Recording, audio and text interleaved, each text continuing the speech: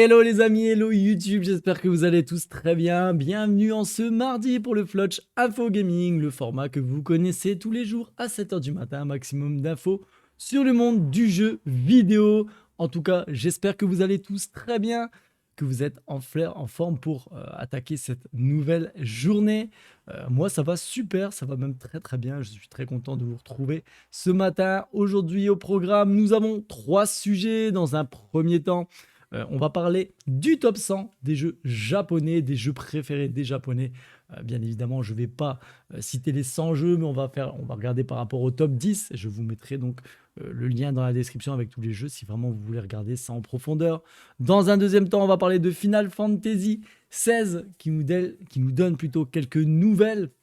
Et dans un dernier temps, on va parler de la dernière mise à jour de Genshin Impact qui est plutôt pas mal et plutôt conséquente. Et à la fin de cette vidéo, comme chaque jour de la semaine, je répondrai à une question. Et aujourd'hui, c'est une question de Ghostplayer, donc un très bon youtubeur super sympathique également. Donc je vous parlerai de sa question, je répondrai en tout cas à sa question. Et je vous présenterai sa chaîne par la même occasion. Voilà, allez, je vous parle de tout ça juste après l'intro les amis, c'est parti.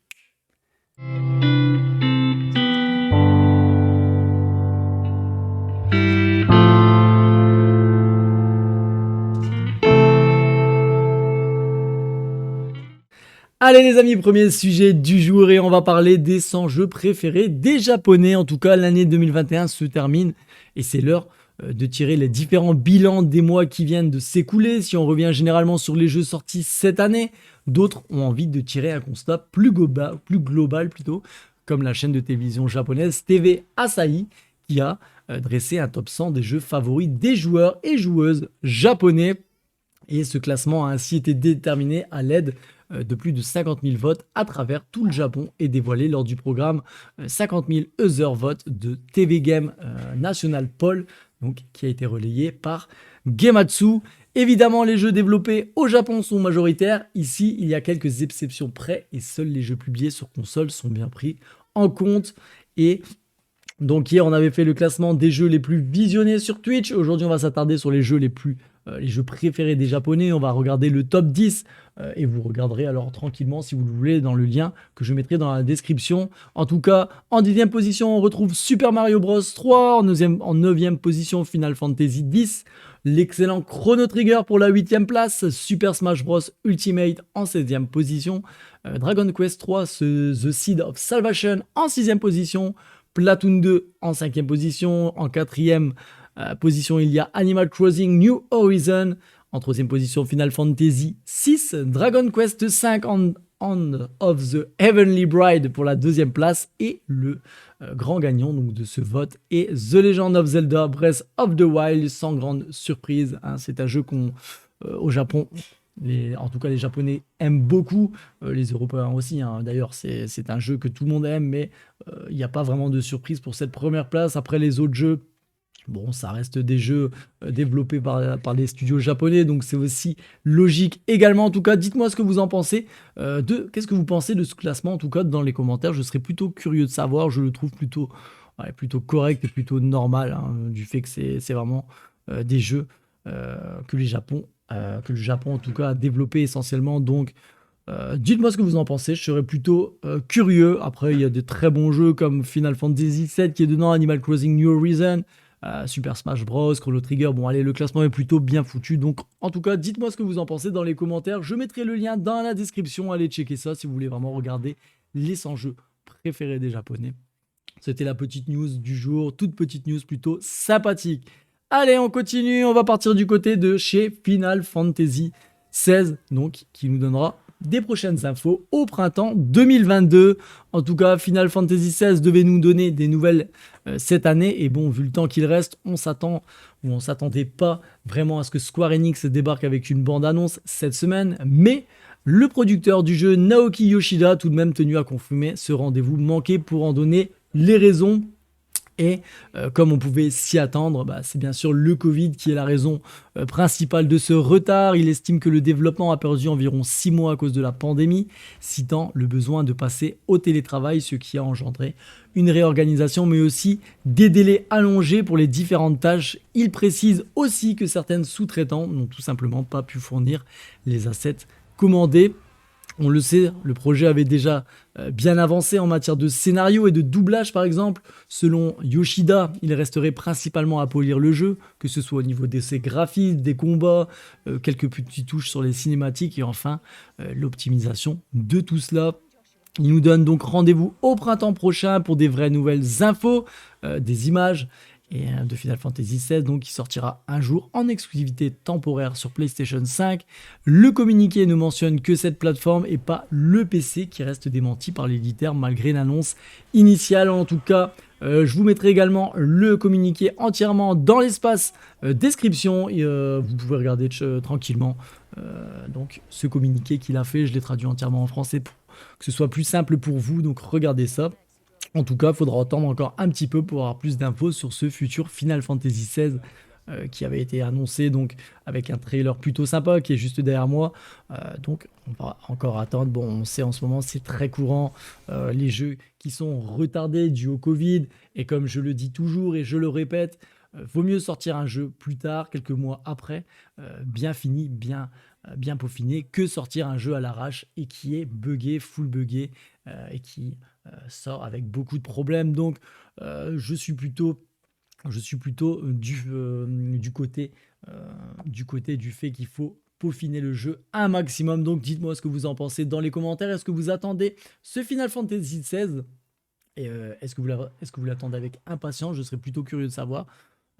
Moi, je suis pas forcément un grand fan de la saga Final Fantasy, mais ça reste toujours sympa à tester. Donc à voir, et on attendra encore quelques petites news, mais plutôt au printemps prochain, et je serai bien sûr très heureux de vous les donner. Bon allez, on va terminer le Flash Info Gaming avec la dernière news du jour, et on va parler de Genshin Impact, le très bon Genshin Impact. J'y ai d'ailleurs commencé à jouer récemment, et je le trouve vraiment très très bon, c'est un très très bon jeu. En plus de ça, gratuit et free-to-play, donc c'est plutôt sympa. En tout cas, il y a une mise à jour qui est sortie, la version 2.4. Et ça a l'air plutôt sympa. On a souvent des mises à jour sur Genshin Impact et c'est plutôt cool. En tout cas, histoire de bien commencer l'année 2022, Genshin Impact va passer donc en version 2.4 avec une nouvelle mise à jour qui apportera beaucoup de contenu en plus. Le stream de présentation donc qui s'est achevé hier, je pense, si je ne dis pas de bêtises. Et donc il a levé le voile sur ce qui nous attend dans les prochaines semaines de jeu. Et en tout cas, voici tout ce qu'on peut attendre de cette version 2.4. Donc on pensait qu'Inazuma était maintenant complété, mais une nouvelle zone secrète vient d'être révélée. Et pour la trouver, il faudra plonger en plein cœur de l'île de Watatsumi afin de découvrir Enkonomiya, une zone mystérieuse bien différente de tout ce que l'on a connu dans la région. Cette zone ne sera pas temporaire mais bien fixe et contiendra de nouveaux challenges, des coffres en plus et bien d'autres choses. Elle abritera les ruines d'une ancienne civilisation avec de nouveaux ennemis au programme. C'est aussi là qu'on rencontrera un double boss Cryo Electro, donc un nouveau boss plutôt sympa. Il y aura également deux nouveaux personnages, Shen Ni, héroïne 5 étoiles type Cryo qui maniera plutôt une lance. Il y aura également Yujim, personnage 4 étoiles de type Géo, toujours avec une lance. Ces deux personnages arriveront sur la même bannière dès le début de la mise à jour, tout comme le rerun de Xiao. Une nouvelle lance 5 étoiles, probablement parfaite pour Chenny, sera également présente dans une nouvelle bannière d'armes. N'oublions pas les costumes pour Ningguang et Keging. Le premier sera gratuit en effectuant des quêtes, des événements avant d'être payant, et le second demandera quant à lui à mettre la main au portefeuille. Et c'est ça que je trouve un peu dommage dans le jeu. Le jeu est très très bon, il faut le rappeler, il est excellent, il est gratuit à la base, mais c'est vrai qu'il y a pas mal de choses qui sont payantes. D'un côté c'est plutôt logique, de base le jeu est gratuit, donc il faut qu'il ramène de l'argent de quelque part, mais des fois c'est peut-être un peu abusé. En tout cas, dites-moi ce que vous en pensez dans l'espace commentaire. En tout cas, avec tout ça, il y aura une nouvelle quête d'Archon qui sera présente avec le retour de la chambre de Jade, avec le retour du fameux dieu qui a attaqué le port de Liyue, le retour du festival des lanternes de Liyue avec des événements liés à du craft de feux d'artifice. Une autre activité demandera de jouer avec des ombres chinoises au cours d'un mini-jeu. Il faudra aussi collecter des objets à travers les camps de pilleurs de trésors ou via des défis à bateau. Ce festival mettra aussi en avant un nouveau boss et des bonus non négligeables en accomplissant certains défis. Vous pourrez obtenir un personnage 4 étoiles de Liyue gratuitement, dont Yunjin par exemple. 10 vœux seront offerts comme l'année dernière et un autre événement de combat avec des potions à crafter sera présent. Un autre événement avec les Tanuki d'Inazuma permettra de gagner plusieurs récompenses en les prenant en photo. En tout cas, la version 2.4 de Genshin Impact sera disponible dès le 5 janvier 2022, probablement aux alentours des 4 heures du matin. Lorsque la mise à jour sera terminée, tout le monde recevra normalement 600 primo gemmes minimum en guise de compensation pour la maintenance sur le jeu, et ça c'est plutôt sympa. Je le rappelle, Genshin Impact est disponible sur PC, PS4, PS5, iOS et sur Android. Et moi je l'attends également avec beaucoup d'impatience sur Nintendo Switch, si par exemple il arrive un jour, et j'espère en tout cas parce que le jeu est excellent. Je joue essentiellement sur mon téléphone durant mes pauses au travail ou quand j'ai un petit peu le temps dans le canapé, je prends mon smartphone et j'y joue, et c'est vraiment très fluide et très agréable à parcourir. Le jeu est très bon, donc je vous le conseille si vous ne l'avez pas encore fait. En tout cas, dites-moi dans les commentaires si vous y avez déjà joué, si vous y jouez encore, pourquoi pas, et ce que vous pensez du jeu. Je serai toujours plutôt curieux de savoir. En tout cas, le jeu, je le trouve très bon. Comme je l'ai dit, je joue depuis 2-3 semaines environ. Et c'est vrai que c'est très agréable. Voilà en tout cas pour les news du jour. J'espère qu'elles vous auront plu. On va terminer cette info gaming avec, comme promis, la réponse à la question de mon ami Ghost Player, et je vous mets directement sa page donc juste derrière moi. Donc si vous aimez le rétro gaming, les collections, encore les vides-greniers, Ghost Player est fait pour vous. Franchement, sa chaîne est très sympathique. Il fait des vidéos vraiment très cool et très souvent, et il est vraiment très sympathique. C'est vraiment une personne sympa. Donc n'hésitez pas à aller checker sa chaîne. Donc je vous l'ai mis juste derrière moi, et je vous la mettrai également en espace description. Donc Ghost Player, si vous aimez le rétro gaming, les collections, le grenier live, etc., c'est très sympa. Et je vais répondre tout de suite à ta question, mon ami. Ta question, c'était: quelle est ta plus belle pièce en jeu vidéo et tu es collectionneur? Donc je vais répondre assez rapidement. À la base, je ne suis pas collectionneur. Même pas du tout. Mais sincèrement, depuis que je regarde par exemple ta chaîne ou encore quelques autres chaînes plutôt sympas, je commence vraiment à m'intéresser donc à la collection, aux collections comme les figurines pour commencer, les consoles d'ancienne génération que j'aimerais bien trouver, etc.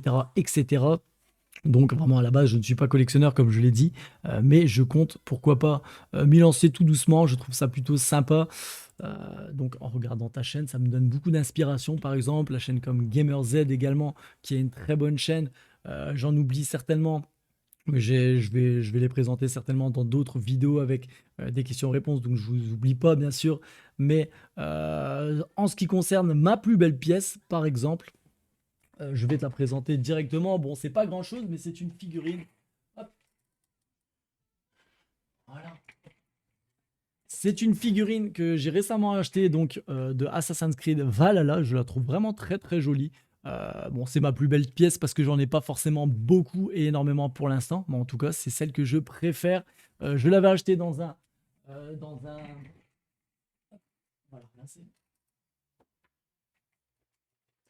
voilà. Je l'avais acheté dans un coffret donc collector d'Assassin's Creed Valhalla, et je la trouvais plutôt très jolie. Après, j'ai d'autres figurines comme la figurine de Gérald de Rive ici, ou encore attends, par où? Là, il y a une FR que je trouve très jolie également, ou encore mon petit Buzz un peu plus bas. Hop, là, voilà, c'est pas évident avec la caméra. Donc voilà mes petites pièces. Bon, pour commencer, bien évidemment, c'est le début.